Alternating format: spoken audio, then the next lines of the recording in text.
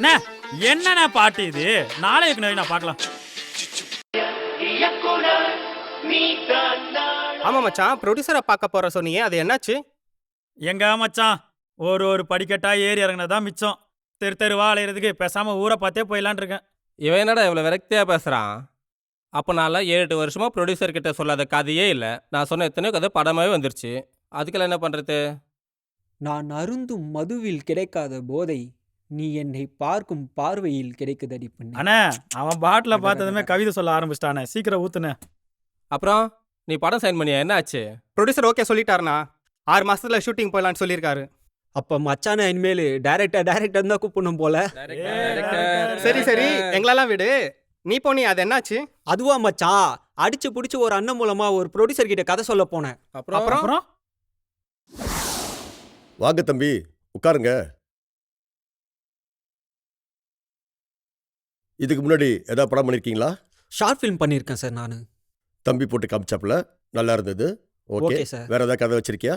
Sir மிரட்டலான ஒரு பேய் கதை ஒன்று இருக்கு சார். ஏன்பா சுந்தர்சிக்கும் ராகவ் லாரன்ஸுக்கும் போட்டியாவா? சரி சொல்லு கேப்போம். சார் நம்ம கதையில வர குடும்பம் திகில் நிறைஞ்ச வாழ்க்கையை வாழ்ந்துட்டு வராங்க. அதை பத்தி தான் நம்ம படமா எடுக்க போறோம்.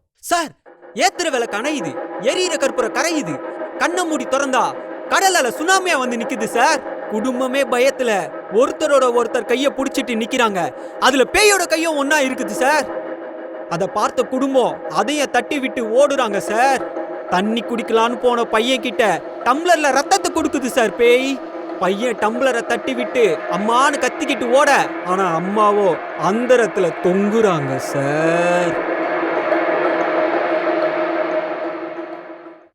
சார் இது வரைக்கும் புடவையும் நைட்டியும் போட்ட பேயை தான் சார் காமிச்சிருக்காங்க.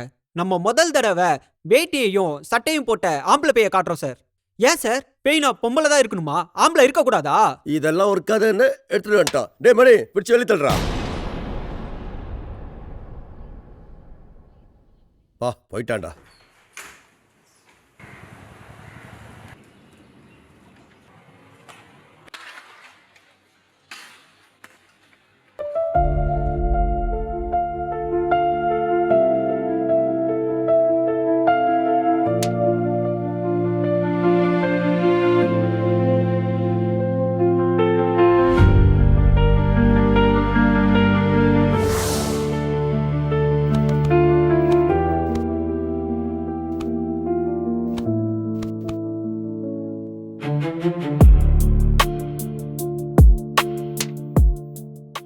எவ்வளவுதான் அசிங்கப்பட்டாலும் அதை சொல்லி சிரிச்சு மறுபடியும் அடுத்த நாள் எழுந்து ஓட வைக்க உதவுற ஒவ்வொரு மாலையுமே இயக்குனர் மாலை தாங்க.